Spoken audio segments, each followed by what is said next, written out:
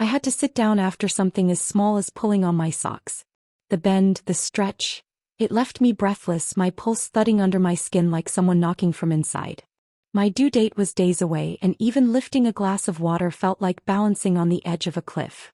I eased onto the edge of the bed, one hand pressing the curve of my stomach, waiting for the dizziness to pass. From the living room, voices drifted like static on a radio I hadn't chosen. David's soft, eager replies and Miriam's sharp-edged instructions. The apartment was mine, my grandmother's name still etched on the mailbox downstairs. But lately, every sound felt like permission granted to someone else.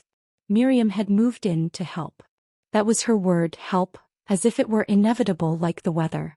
A widow with iron in her spine, she carried the certainty of someone who believed experience granted her dominion over every room. I'd met her before the wedding, polite smiles and casseroles, and told myself I could manage. But after the second trimester, when nausea gave way to fatigue, she parked her suitcase by the door and announced that no first-time mother should be left alone. David, grateful, had hugged her tight. I had watched his relief bloom, watched my own space shrink. Miriam set her bag in the spare room and began narrating our lives. Eat this, not that. Don't nap now. Wear a scarf. Call a different doctor. I whispered thank yous for the soup and the folded towels, repeating silently that this was temporary. But deep down I felt something else. My life was no longer mine. David wasn't cruel. He simply bent toward the one who pushed hardest. That had always been his nature. He wanted peace, even if peace came at my expense. He was once the man who sketched maps for me on napkins the night we met, tracing his favorite streets and stories across crumpled paper. He was once the man whose laughter could warm a room. Together we had dreamed of an apartment near the river, nights riding the elevated trains where the lights glittered like a necklace against the city's dark. But then slowly Margaret's calls turned into daily check-ins, daily intrusions, and by the time the pregnancy test turned positive, there were 3 voices at the table, and hers always sat at the head. The morning of one clinic appointment, I leaned on the doorframe as David tied his shoes. Miriam hovered nearby, a coat draped across her arm, her eyes sweeping over me like I was an ill-prepared soldier. "You're going out in that?" she asked, her tone sharp enough to cut. "It's comfortable," I replied, desperate to keep the morning a bridge instead of a battlefield. David's guilty smile faded the second Miriam cleared her throat. "Mom's right," he murmured. "Maybe a longer coat." I buttoned my jacket, swallowing the hot retort that clawed at my throat. As we walked into the hallway, I told myself to rely on small steps. Elevator, sidewalk, station. But already I could feel the ground beneath me tilting, and the certainty that I was no longer the one steering my own days. The train platform smelled of steel and rain-soaked wool. Gray sky layered itself over gray streets as the wind cut through the seams of my coat. The crowd surged as the train roared in, dragging us inside with its momentum. Bodies pressed close, phones hovered above bowed heads like dim stars. I clung to the pole until another shove knocked me against a bench. A man stood and gestured. "Take it," he said, his eyes flicking toward my stomach. "Thank you," I breathed, sinking gratefully into the seat, warmth spreading through my tired thighs like mercy. Miriam's eyes flicked toward the spot, her lips pressing thin before smoothing into false magnanimity. Then she leaned toward David. "My knees aren't what they used to be." David glanced at his mother, then at me. The train jolted, straps creaking, and in that moment he chose. His hand closed around my arm. "Mom's tired. Be respectful." The world went silent in the loudest place in the city. My body screamed to stay put. The baby shifted as if in protest. But David tugged again. Not hard enough to bruise, just enough to make standing easier than resistance. I rose, knees trembling, and Miriam sank into the seat with a sigh of theatrical gratitude. "Thank you, son," she announced, loud enough for every stranger to hear. Humiliation soaked me like drizzle that seeps into your bones. It wasn't about the seat. It was the ritual, the constant erosion of my worth disguised as concern. The train lurched again and I wrapped my hand around the cold metal pole, telling myself just to breathe. Across the aisle, a teenage girl narrowed her eyes as if etching this moment into memory. A man shook his head once, disgust sharp on his face. Someone muttered, "Come on," but no one claimed the word. I thought of my grandmother's china tucked in the cabinet Miriam had rearranged, of our photo by the lake replaced with her urn, of calendars filled with appointments I hadn't agreed to. Last week the doctor had said you need rest. Your blood pressure's climbing. Miriam had cut him off. We didn't worry like this in my day. Young women are too soft. David had stayed silent as always. As if in answer to my thoughts, the doors hissed open and a wave of winter air swept in. From the middle of the car an elderly woman stood, older even than Miriam. Her hair was silver, her coat plain, her scarf hand-knitted in oatmeal wool. She moved toward me with quiet steadiness, her eyes taking in the scene. Pregnant woman standing, mother seated, husband torn, strangers uneasy. She stopped in front of me. "Sit here, honey," she said, her voice firm like a porch light snapping on. She took my hand and guided me to her seat. No fuss, no sermon. Just truth spoken with authority. As I sank into the seat, tears blurred my vision. She bent close enough for only us to hear. "God sees everything." Her words were not a curse, not even a defense. They were a reminder that the loudest voice in the room wasn't the one keeping the ledger. The woman stepped off at the next stop, her scarf trailing behind her like a bookmark in a story. The train rattled on, but her words lingered like a shield pressed to my chest. God sees everything. Miriam crossed her ankles, feigning indifference. David shifted uneasily, his silence heavier than words. When the train screeched to our stop, I thanked the stranger who had first offered me a seat with just a look. As I stepped onto the platform, I carried the sentence with me into the cold, through the clinic doors, and into the waiting room where the blood pressure cuff left its mark on my arm. Later that night, as I lay on the couch trying to find comfort against the ache in my back, pain shot through me so sharply it stole my breath. Too soon. 2 weeks early. "David," I gasped, clutching the armrest. He hurried over, eyes wide with panic.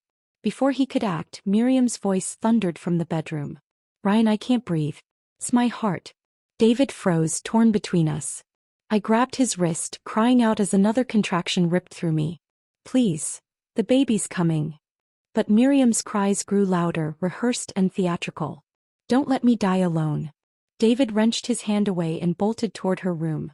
I stared after him, pain and betrayal colliding in my chest. Alone, shaking, I realized, if I didn't act, no one would save me and my child. I dialed 911, my voice ragged. "I'm 38 weeks. The contractions, they're fast. My husband left me. Please send someone." The dispatcher's voice was calm, steady, grounding me through the waves of pain. "Stay on the line, ma'am. MS is on the way. Lie on your side. Keep breathing. You are not alone." But I was alone. David's voice drifted faintly from down the hall, frantic, describing his mother's symptoms to someone over the phone while my contractions tore me apart in the living room. He wasn't talking about me, he wasn't talking about our child. He was calling for an ambulance for Miriam. Each cry that left me wasn't just from labor. It was from betrayal. I tried to stand, but my legs buckled beneath the pressure of pain. I gripped the phone like it was the only lifeline I had left, whispering through clenched teeth that the baby was coming too soon. Minutes bled together. Sweat matted my hair to my forehead, my breaths shallow and desperate. And then the faint sound of sirens. Relief surged, almost dizzying. When the door burst open, 2 paramedics rushed in, their movements quick and certain. "Ma'am, we've got you," one said, kneeling beside me. They checked my pulse, my daughter's heartbeat, then exchanged looks that told me what I already knew. There was no time to move me. "We'll deliver here." The words froze me, but the woman kneeling beside me, her badge read Morales, held my hand firmly. "You're stronger than you think. Look at me. Breathe. Push when I tell you." In that moment, it wasn't David or Miriam who held me up. It was strangers who saw me, who anchored me, who refused to leave me unseen. The world narrowed to voices, commands, and unbearable pain. Push. Breathe. Again. Every contraction split me open, body and soul. My cries echoed through the apartment, louder than Miriam's theatrics, louder than David's silence. And then release. A fragile cry cut through the chaos, piercing the air like sunlight splitting storm clouds. "My daughter. My baby girl. She's early but she's breathing," Morales announced, her voice thick with emotion. 5 pounds 8 ounces. Small, yes, but alive. They placed her on my chest, warm and trembling, her tiny fingers curling instinctively around my thumb. Tears flooded my face as I whispered her name into the air, claiming her as mine. "Lena." You're mine. The paramedics worked swiftly, cutting the cord, wrapping her in a blanket. Miriam and David hovered in the corner, their presence irrelevant, their drama eclipsed by the miracle in my arms. Moments later the door opened again. My father. Charles's face was pale, etched with fear, but when his eyes found us, he collapsed beside me with relief. He pressed a trembling kiss to my forehead, whispering, "You're safe. You both made it." Exhaustion threatened to pull me under, but I clung to his voice. In that instant, the betrayal of David choosing his mother over me burned deeper than any contraction. Yet against that wound stood this: my father's steady presence, strangers who treated me with dignity, and the small life I had fought for alone. Something fierce ignited in me as Lena stirred against my chest. This child would never come second, not to Miriam, not even to David. The fluorescent lights of the maternity ward hummed low, a mechanical lullaby against the quiet of the night. Lena was swaddled close, her tiny breaths fluttering against my skin. Each rise and fall was proof we had survived. My body still trembled from labor, but my heart was steadier than it had been in months. I stroked her hand, memorizing every fragile detail. Then, my phone vibrated. David's name glowed on the screen. For a moment I considered ignoring it. But something inside me whispered, "Answer." "Emily." His voice cracked, thick with desperation. "I'm sorry. I didn't know what to do. Mom, she said she couldn't breathe." I panicked. I closed my eyes, jaw tightening. "And what about me?" "I was in labor, David. I told you the baby was coming. And you left me." His silence stretched, heavy and hollow. "Finally, I was scared. I thought I could handle both. You abandoned me. You abandoned your daughter before she even took her first breath." I said, each word sharp, unshakable. "Please, I made a mistake. I'll come tomorrow." I looked down at Lena's sleeping face and felt clarity wash through me. "No," I whispered. "You are no longer my husband. And Miriam will never see this child." There was a sputter, a plea, but I ended the call. The phone slipped from my hand, and instead of regret, I felt something I hadn't in months: freedom. Chains had fallen away, quietly but permanently. A knock broke the silence. My father entered, a paper cup of coffee in his hands. His eyes softened as they landed on me and Lena. He pulled up a chair, his weathered hand reaching for mine. "How are you holding up?" he asked gently. I swallowed hard. I told him it's over, Dad. I told him Miriam won't ever see Lena. Charles's hand tightened around mine. "You did the right thing. A man who leaves you when you need him most doesn't deserve you. And his mother certainly doesn't deserve a place in your child's life." Tears stung my eyes. I thought if I just kept the peace, if I stayed quiet, things would get better. But tonight when he left me, I realized he would never choose me. Not over her. Pride flickered in his tired eyes. That realization is painful, but it's also freedom. You can build a life for you and Lena that isn't dictated by anyone else's demands. You're stronger than you think. I studied him, the deep lines etched by years of sacrifice, the certainty in his voice. For the first time in months I believed him. I wasn't just a wife silenced at the dinner table. I was a mother now. And that carried a fierceness I hadn't known existed inside me. I pressed a kiss to Lena's forehead, whispering a vow only she would hear. Never again would I allow someone else to decide our worth. Days blurred into paperwork and exhaustion. But each dawn brought conviction stronger than the last. I sat in the stiff leather chair of a law office, Lena asleep in her carrier beside me. Across the desk, attorney Karen Mitchell flipped through my intake form with calm efficiency. "You're not the first mother to sit in this chair with a newborn and a broken marriage," she said softly. "And you won't be the last. We'll make sure you and your daughter are safe." "I need a divorce," I told her. My voice trembled, but the words stood firm. "And I need to keep my apartment. It was my grandmother's. They can't take it." Karen nodded. "Inherited property is yours alone. He has no claim." Relief flickered in my chest. "And Miriam, she wants to see Lena. She's already talking about taking her." Karen's eyes sharpened. "We'll petition for a protective order. But more importantly, document everything. Every threat, every uninvited visit, every raised voice. Install cameras. Save messages. Keep a log. Judges respect evidence." That evening my father brought a locksmith.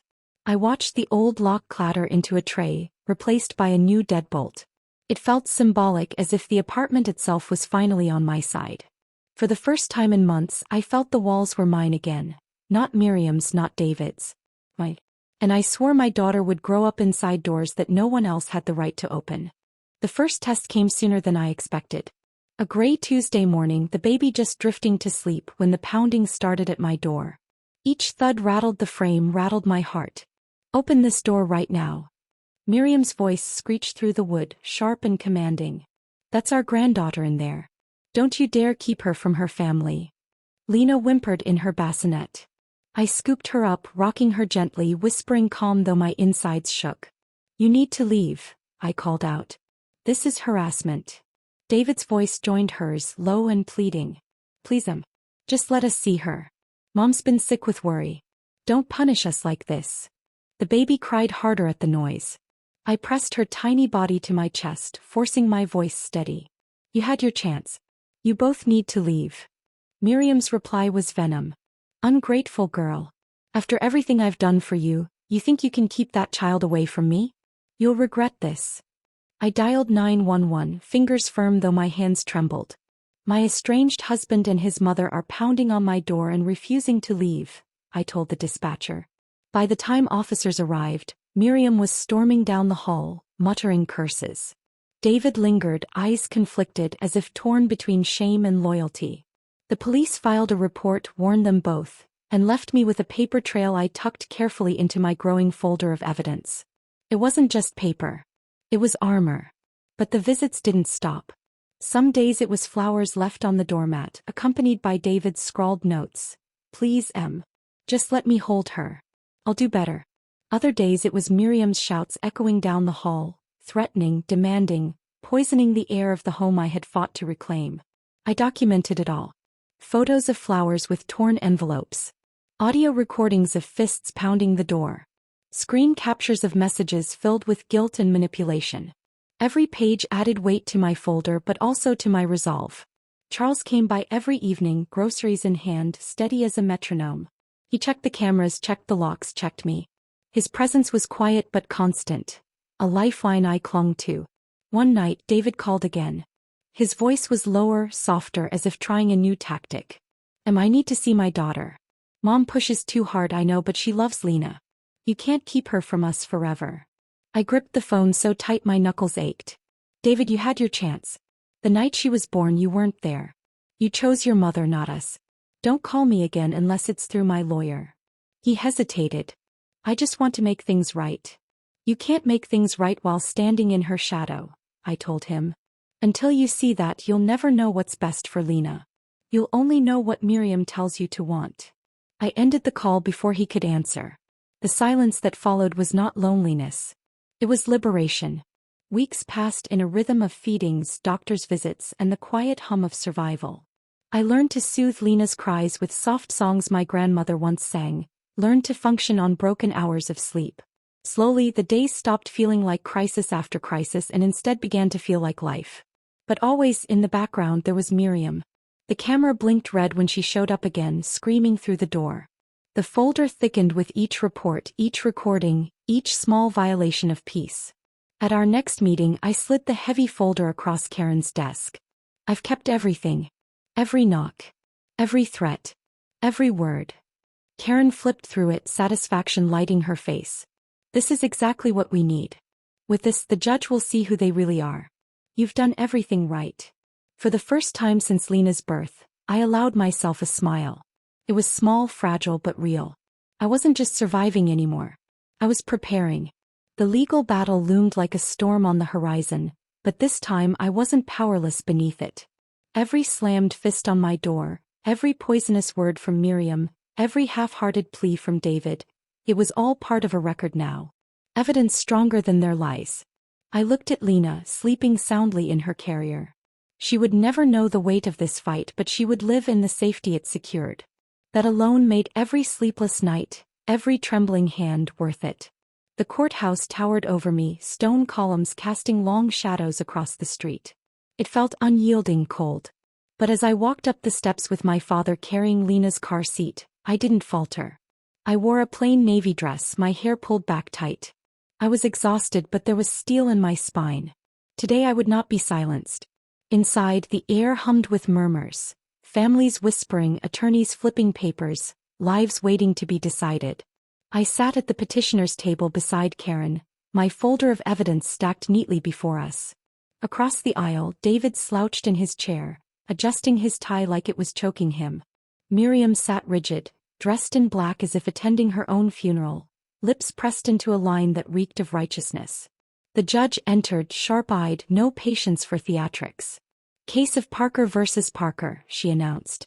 Petition for dissolution of marriage and allocation of parental responsibilities. Karen rose first. Your Honor, my client seeks full custody on the grounds that her estranged husband and his mother have created a hostile, unsafe environment.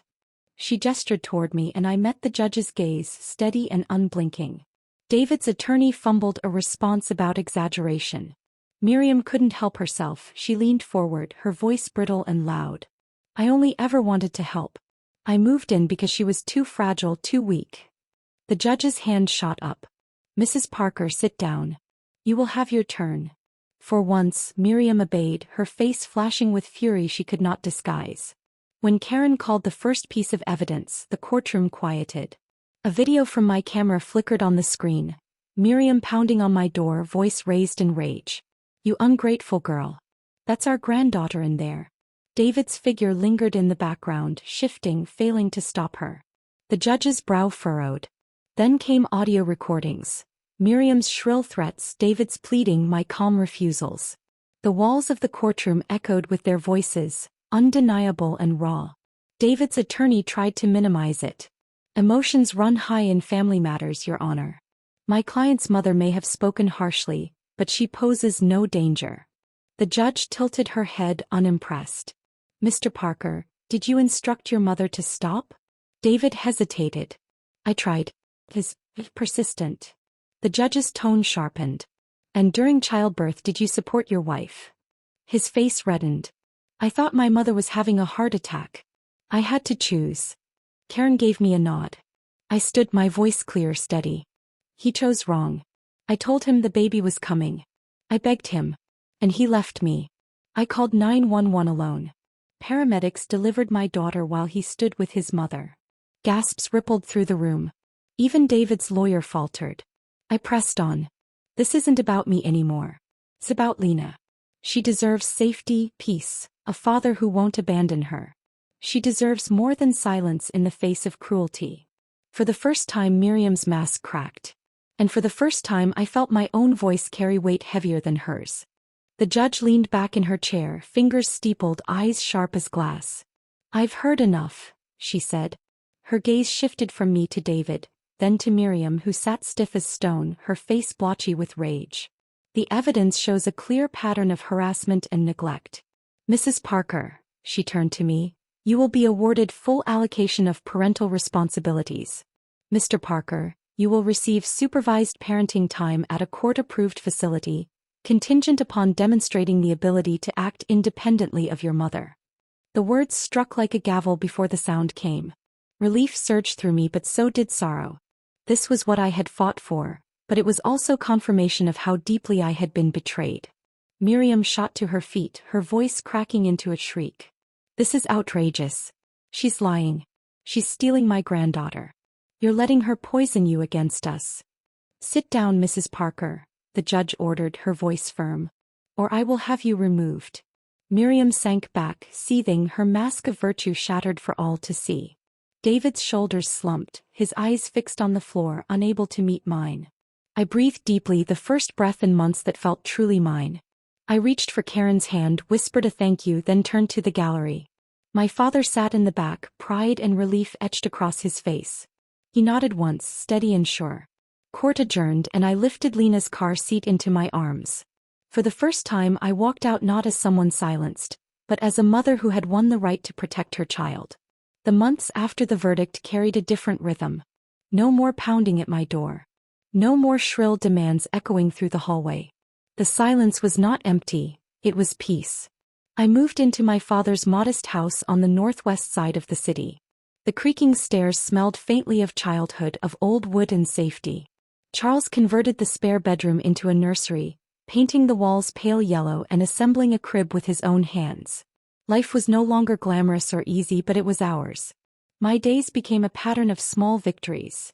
Dawn feedings, midday naps, evenings in the rocking chair humming lullabies I had once been sung.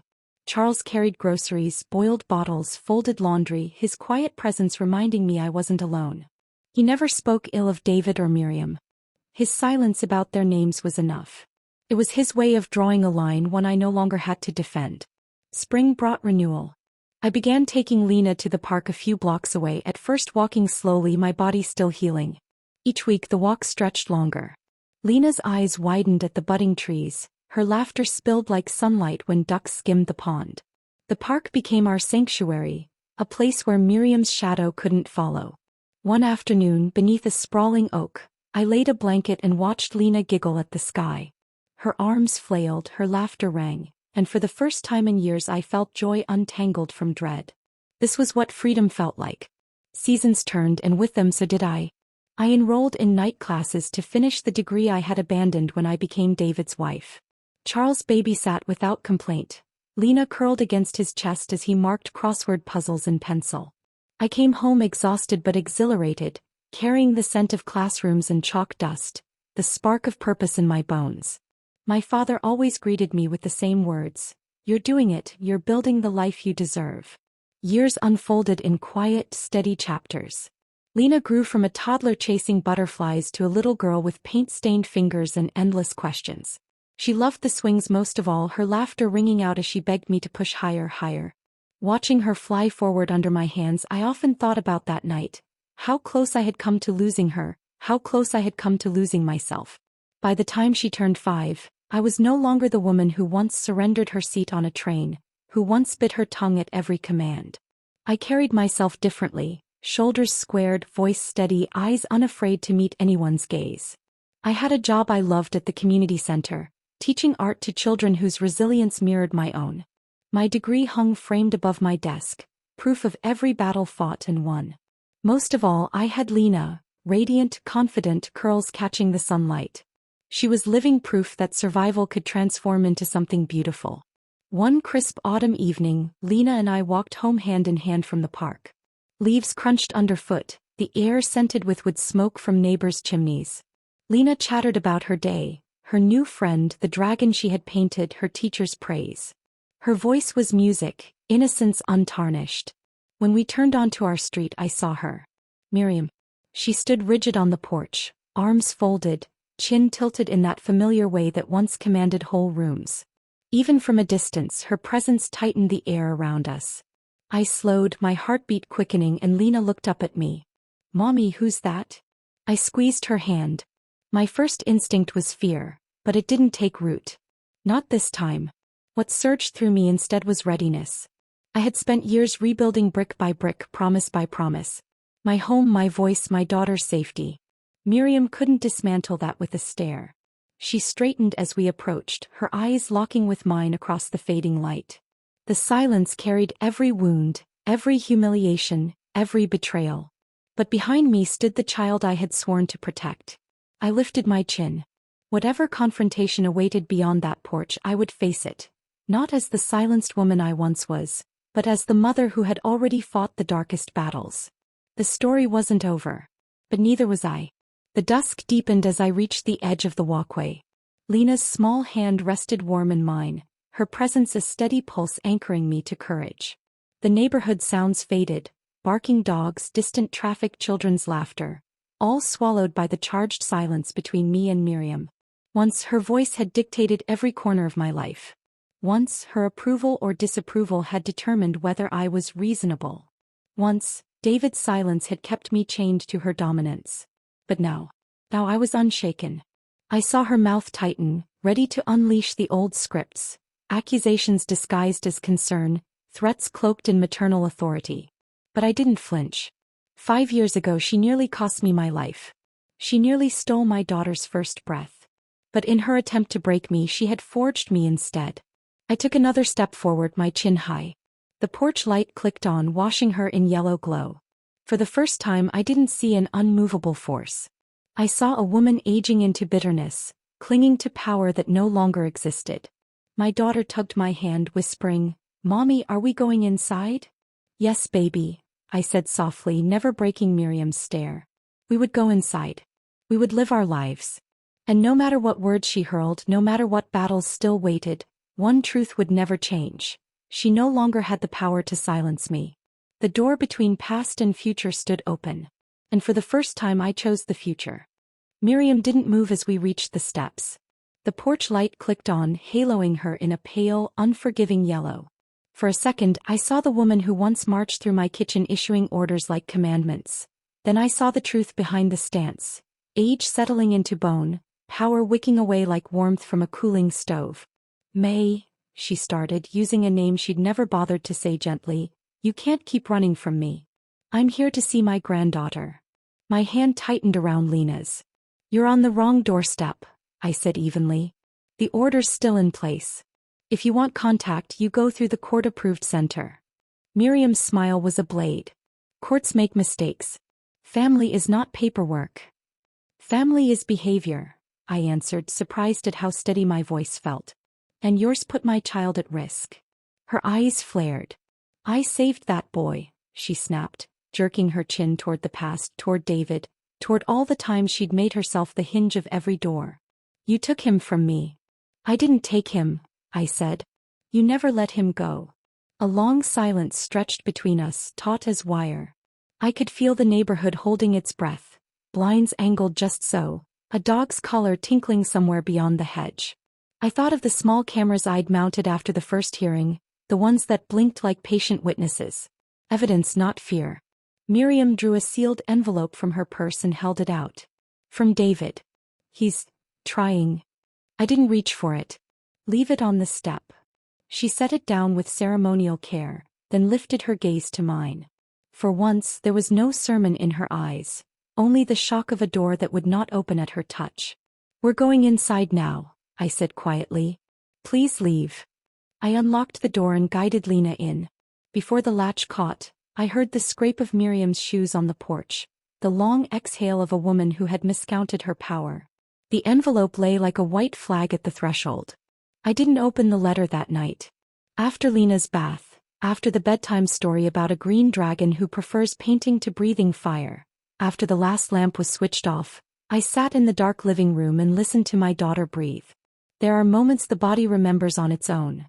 The handle of a pole on a winter train, a stranger's steady palm, sirens threading a city's veins.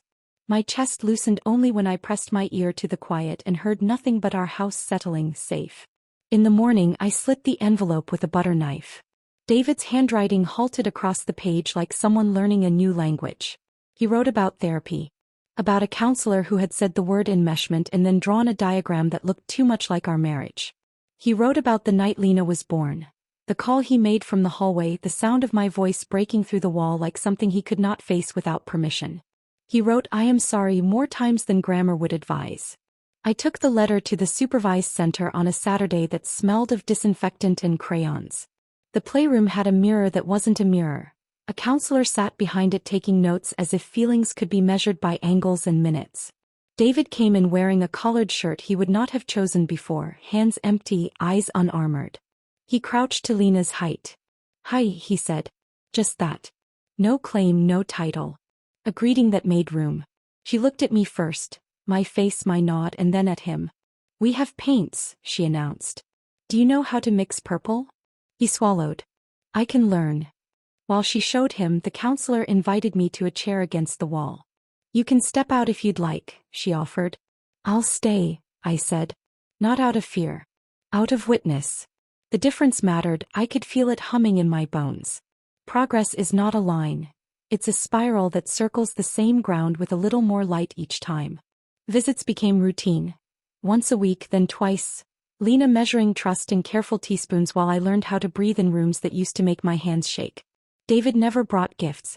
He brought a sketchbook and questions. What color is dragon smoke? Does a castle have feelings? If a swing were a person, would it be brave or scared? He did not ask about custody. He did not ask about me. He learned purple, then teal, then the patience of waiting for paint to dry without touching. The counselor watched his hands more than his mouth. I did too. At home, life widened. At the community center, we planned a children's exhibit called Things That Refuse to Break. The title felt like a bell rung inside my ribs. I showed my students how to turn cracks into rivers of gold on paper, how to make a torn edge part of the design rather than its ruin. Lena painted a dragon who breathed confetti. He doesn't need fire, she explained solemnly. He makes light. One evening, my father and I sat on the back steps with chipped mugs of tea. You're kinder than they deserve, he said, not as an accusation but as a fact he respected. I'm kinder than I was taught to be, I answered. That's for me as much as for them. He nodded toward the kitchen where Lena's backpack lay open, a crush of crayons and library slips. Kindness is not the same as access, he said. I know. And I did. Forgiveness was a key that unlocked me, not a pass through my door. The order remained. The cameras kept blinking. The boundary held, and paradoxically so did my calm.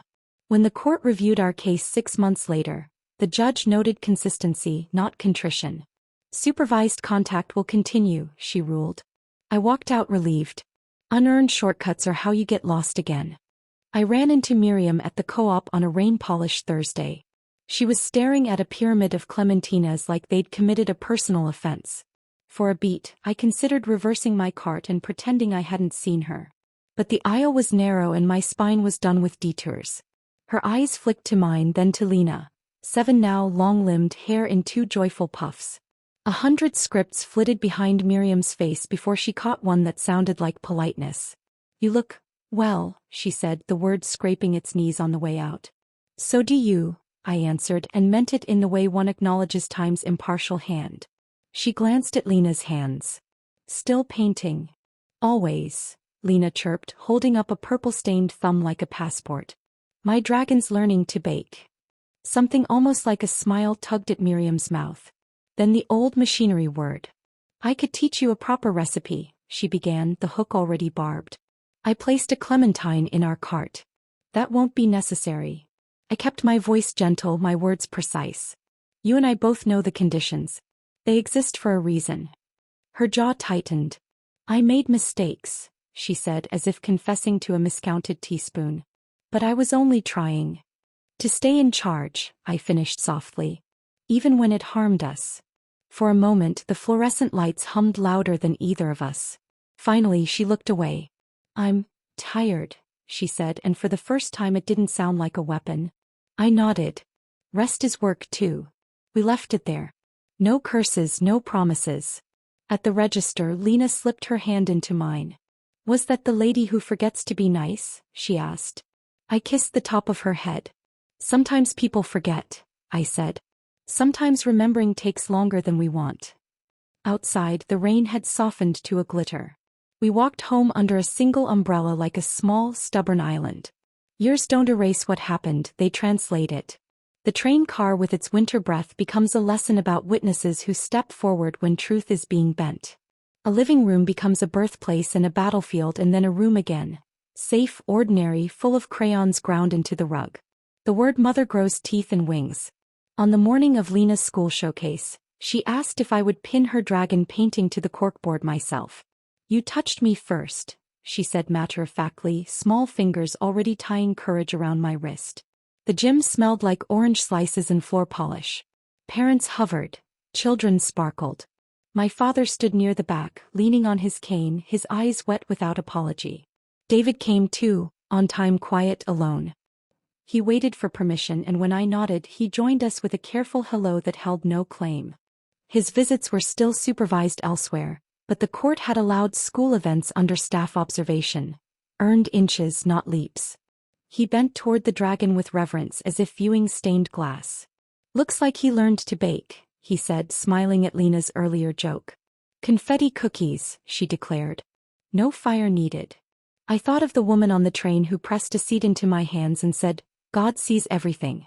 I had taken that sentence like a shield. Today it felt more like a window. The ledger was never Miriam's to keep, never mine to weaponize. It belonged to what we chose next.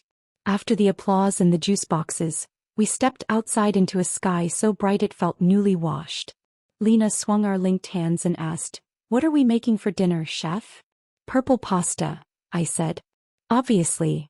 We laughed, and the sound startled a flock of starlings into the air where they wrote their quick, indecipherable cursive across the afternoon.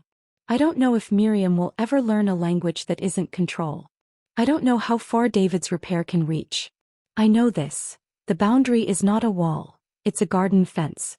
It keeps what harms us out and keeps what we're growing safe. We walked home, 3 shadows and a future. Past the mailbox that still holds my grandmother's name, past the cameras that blink like calm, patient eyes. The door between past and future stands open. I do not slam it, I do not look back. I carry my child across its threshold again and again. Every day we choose the brighter room.